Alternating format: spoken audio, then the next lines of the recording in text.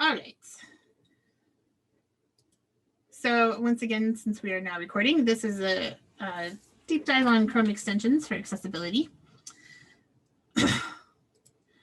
For this session, our norms and expectations are very similar to the SLAM expectations, with the exception that we have a small group, so it's okay to unmute and ask questions and interact with each other as well.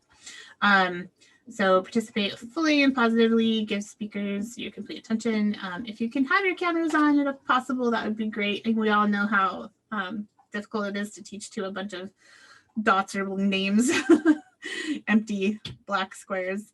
So I appreciate that. It was nice to see who I'm working with as well. And use the chat to ask questions or unmute and ask questions and share ideas. Sign at the beginning of each individual session. And then when we get to the sandbox, we're going to create something and share on the Padlet. And hopefully, knock on wood, we won't have any technical difficulties.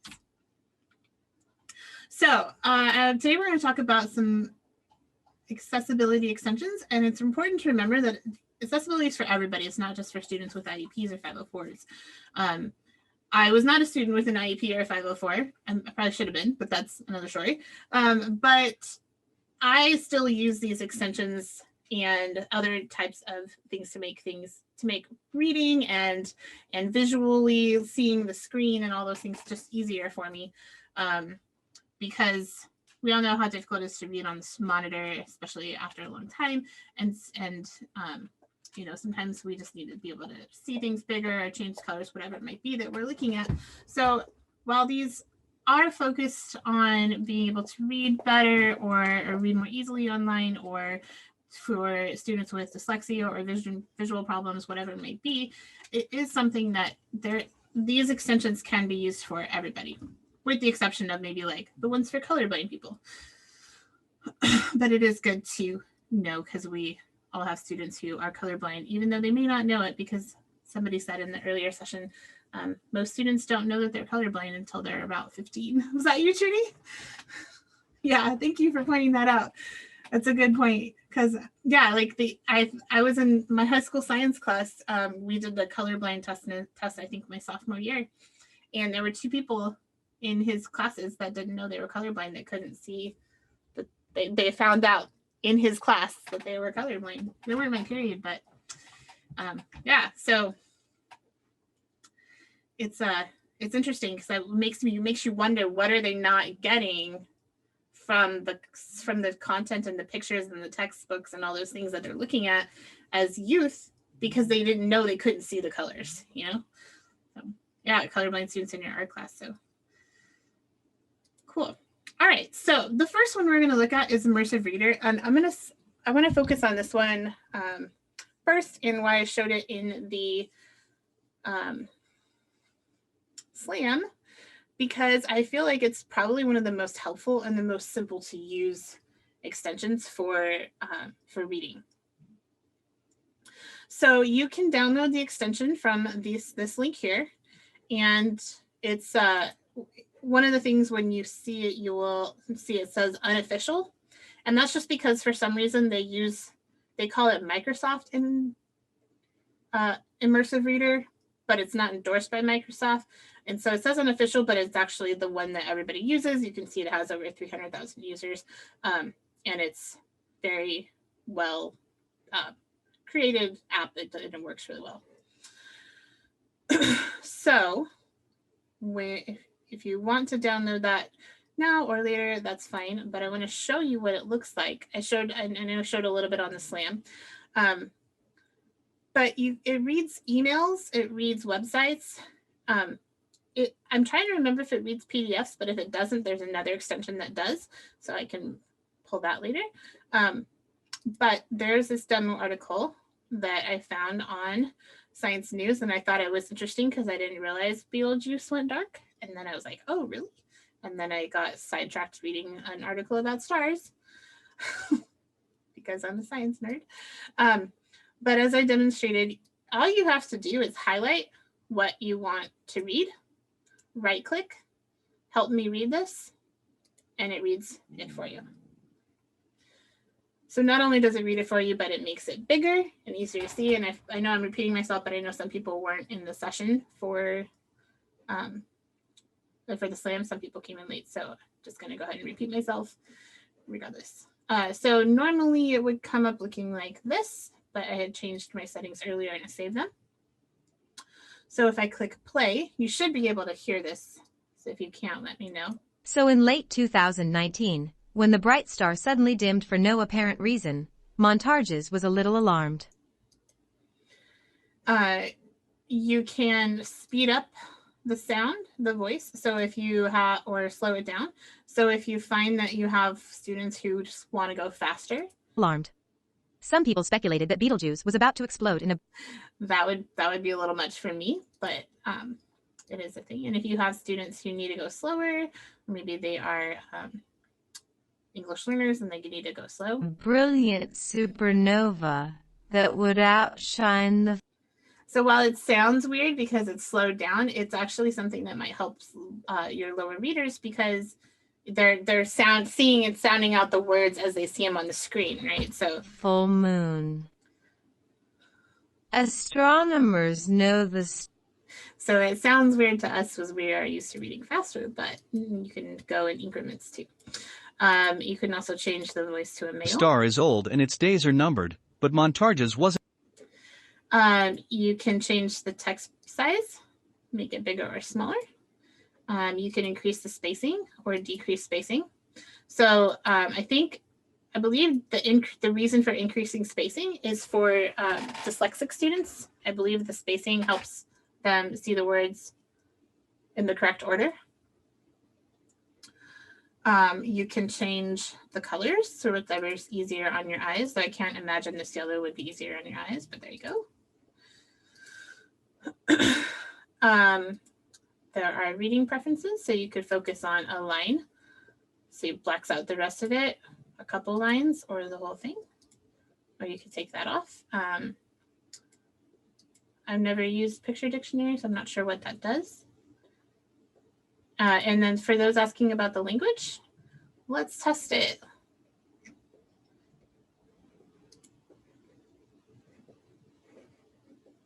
Wasn't ready to see it go.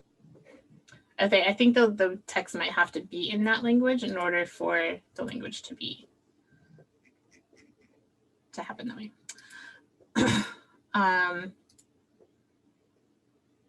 Oh, so this way it translated, it probably did like a Google Translate style. Let's see what happens. Así que a finales de 2019, cuando les... I just learned something new. I've never done that. So the trick here is to switch by document. So if you want them to read something, but it's not in their main language, you would just toggle document on and then switch it to their language. So I might not be perfect translations because we know Google Translate is not great, but it does better than what I can do. There's in this center option, grammar options, and you can highlight nouns, verbs, adjectives. You can highlight both, all three. So it can help with formulating the understanding of those parts of speech, which is really nice. And like I said, it does work in email. I don't have an email open right now and I don't want to go and post my email on the screen for everybody to see, but it does work in Google Docs, so I believe it should work in Google Slides, but there is a way to test it right now. Oops. I'm going to go ahead and go out of full screen so I can highlight the text and see if it works, but I believe it should.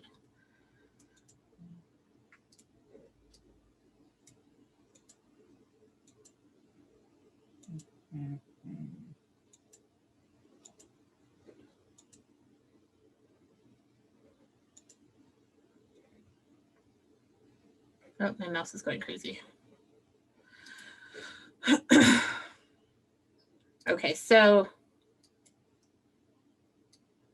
it's because the right click is for the specific for the editing and whatnot. I'm wondering if we're learning as we go. if using the extension icon would make it work. That's not what I wanted to do. So if I highlight that, where's my extension?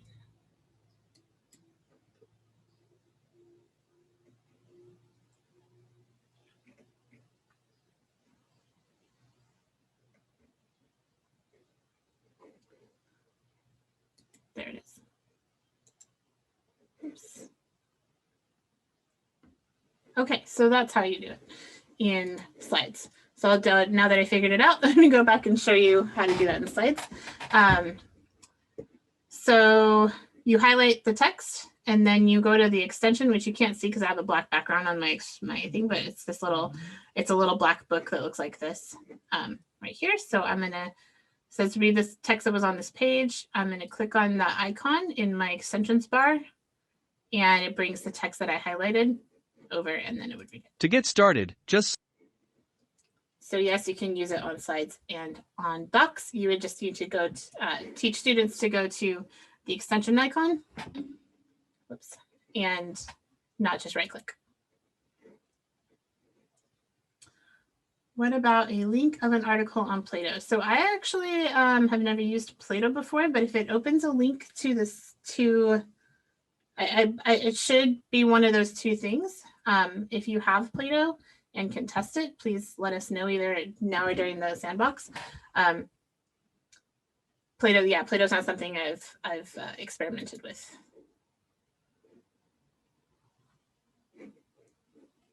Any other questions about Immersive Reader?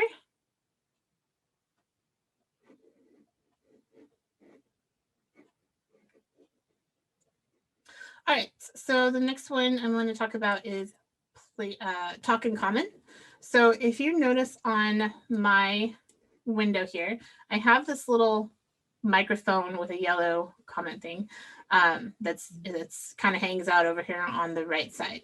And this is the extension talk and comment. So what talk and comment does, I'm actually gonna go ahead and play this video real quick.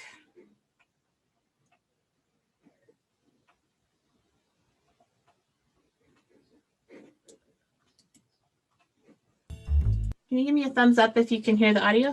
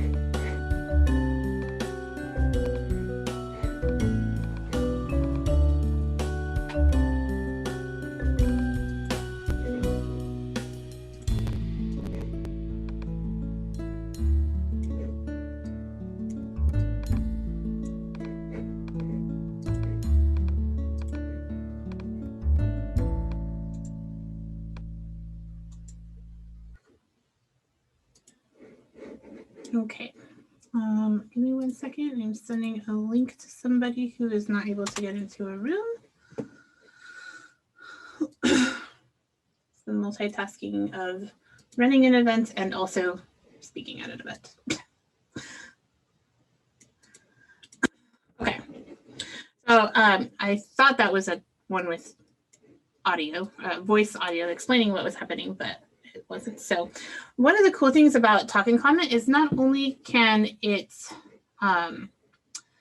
be used to comment on anything on any site or doc or anything, but students can use this. Whoops, stop, no.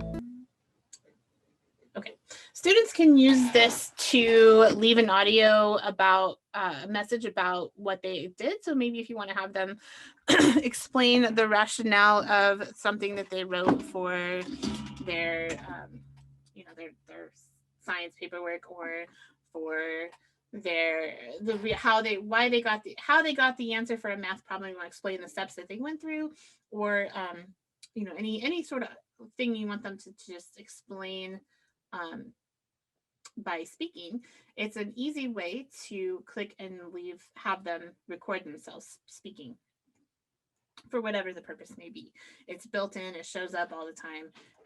You can see it's even over here when I'm in this article. You can see the icon there. When I'm in Sites or my Drive, you can see it over there. So it pops up everywhere. So if a student wanted to leave a thing, they could do that, or the teacher could use it for giving feedback to a student. So instead of having to type in all those comments all the time, this is a quick way, and this is probably the best part of it, is a quick way to leave feedback for a student where they can listen to it, and instead of just like having those comments, which most of the kids ignore, well, not most of the kids, but some of the kids ignore. So you just click on this little icon. It starts to record. You can give feedback. I think this colors on this slide look really great. I love the puzzle pieces, blah, blah, blah.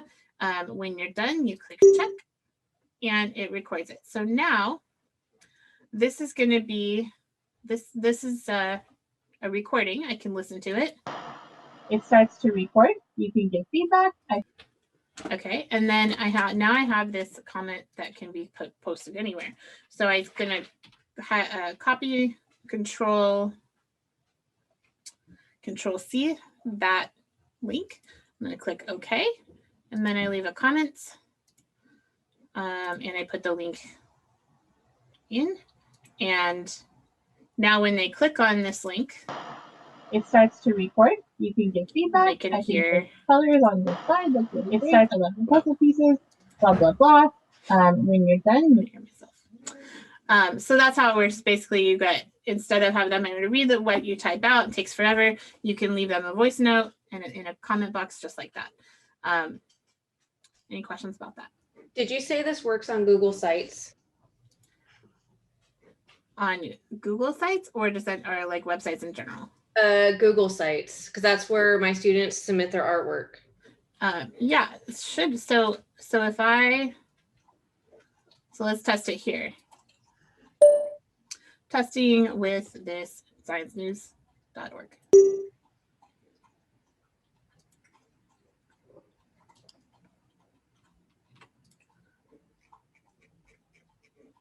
Okay, so I'm not sure where you would paste it on this, but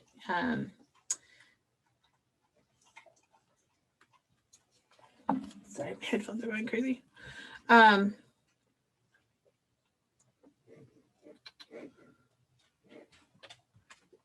There's other extensions that you can annotate websites with, which I don't have in this presentation, but we can look at during our sandbox, where I think you could probably annotate the site and put the link for the comment that you recorded in that annotation. So that's probably the workaround for that.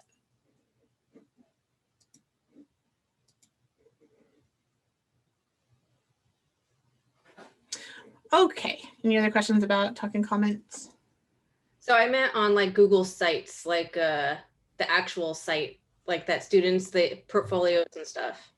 Yeah, so I guess it would depend on if you're looking at in the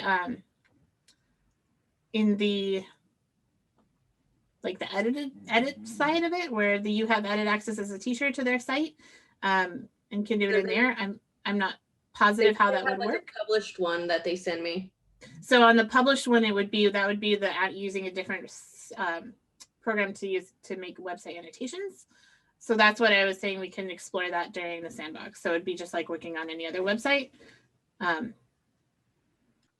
So we'll look at that with another extension.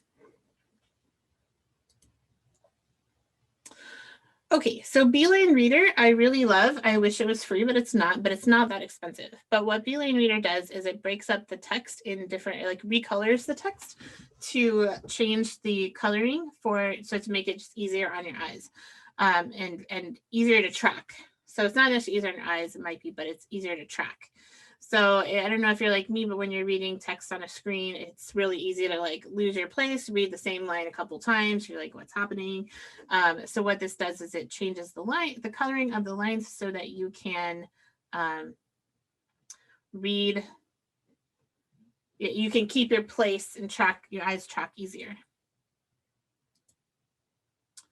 So if we look at this article and I turn on Beeline Reader,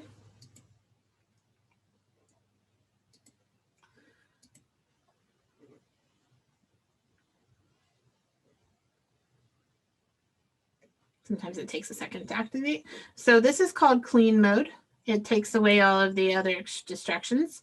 And sometimes some articles you need to be on clean mode in order to do it, but you can see how if I'm reading this, it would be easier to track because my eyes can follow the colors a little bit easier than they would follow if everything was black and white. You can also change the colors.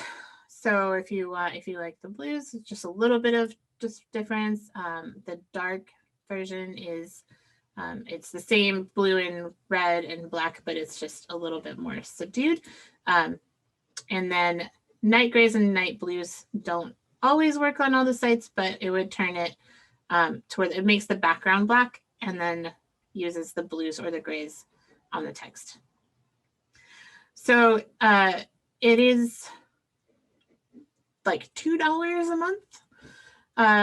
So it could be worth it if parents want to, they have a student who has really hard time tracking, or there is classrooms, I think are $99 a month for 30.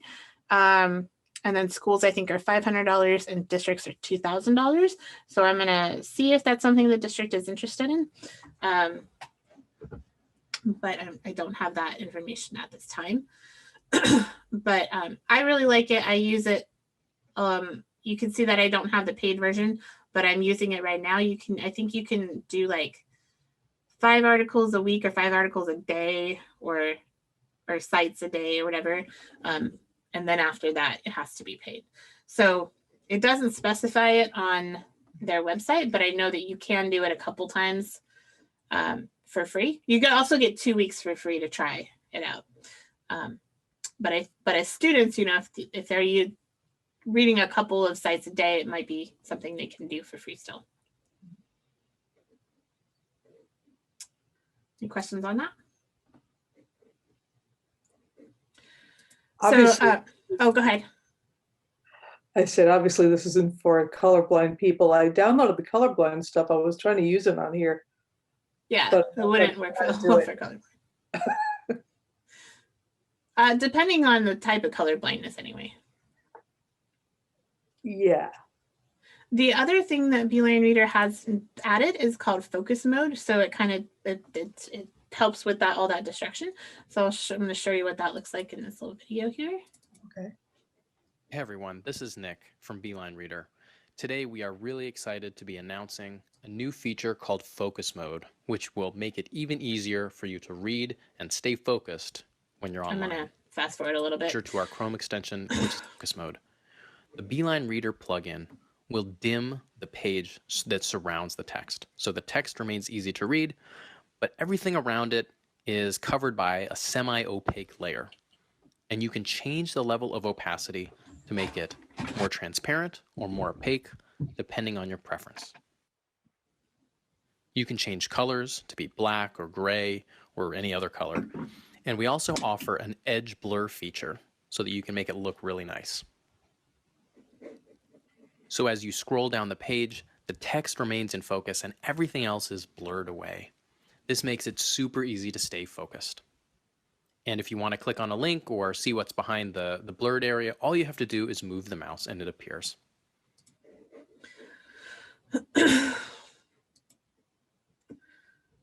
Okay, so I actually don't want to spend a lot of time on rewrite for Google Chrome because I actually don't like it, but it does do a lot of stuff. I just find it less user-friendly. It is, but the reason why I want to talk about it a little bit is because it is pushed out to everybody. So let me open a Google Docs. Let me see.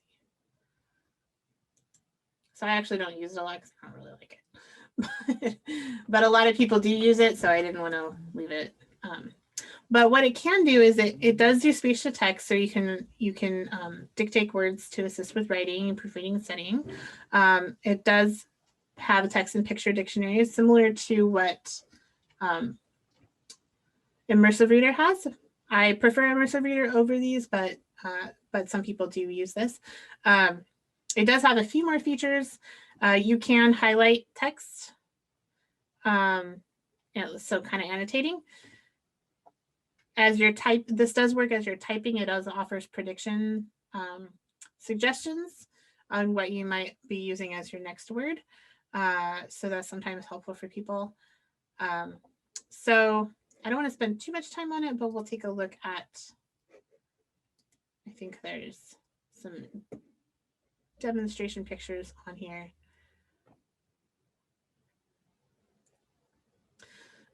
So this is what this bar on the top, this is what, when you activate Immersive Reader, I'm sorry, Read and Write.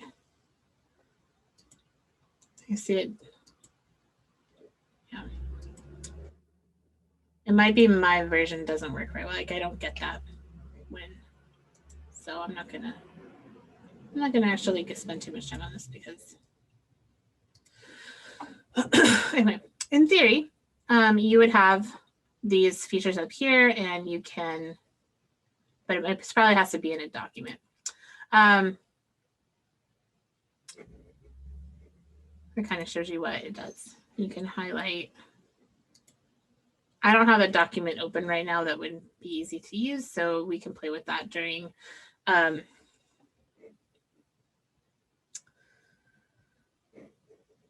sandbox time. All right. On the next part, excuse me. The next part we're going to look at is the colorblindness, and so I'm not going to spend too much time on these because I don't have them downloaded. I'm trying to already have too many extensions as it is, but they are really cool for students who have colorblindness, or if you want to teach what colorblindness looks like for those that don't have it. So this could be a cool kind of lesson for students on what other people experience when they are colorblind. So what it does is it simulates the color, what a colorblind person would see on a website. So that's pretty cool. Colorblind, Dalton, for this one seems to be the best and the most popular for fixing website colorblindness. This one has, I believe this is the one that has a test for it as well. So it will test if you see this or that, are you colorblind? So this could be part of that lesson that we did in high school with my sophomore year high school physics teacher. It could be a way to do that virtually instead of having little printouts. It does help with changing the colors based on the type of color blindness the person has. So if they're seeing, if they have, I can't remember the names of that, but there is an article that I linked that shows it as well. This is what I was trying to show here. So depending on what type of color blindness a person has, you can change the type of adjustments that are happening on that site. And then Color Enhancer does a similar thing, but it's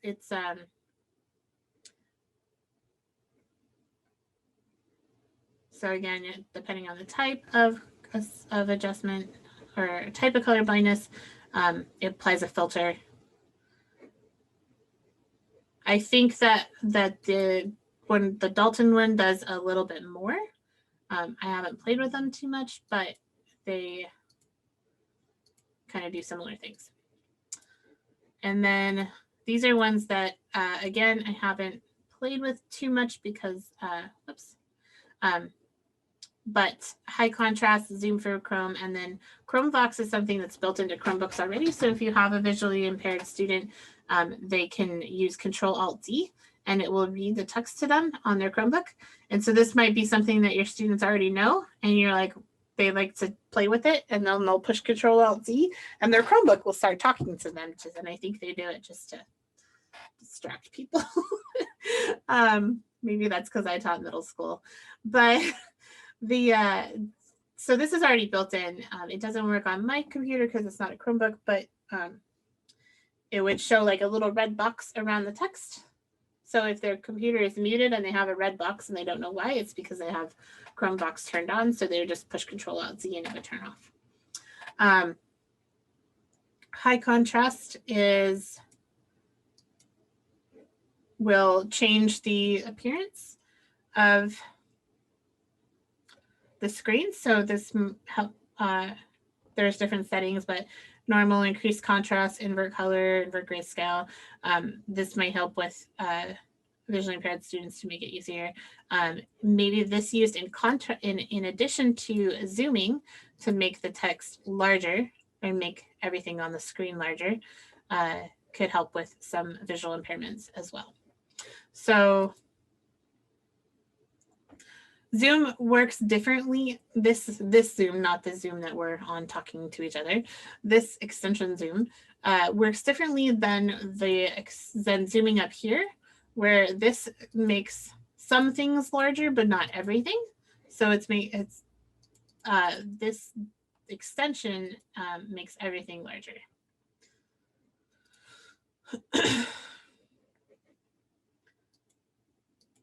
So obviously that's not for completely blind people, but visual impairments where they can still see but need some help.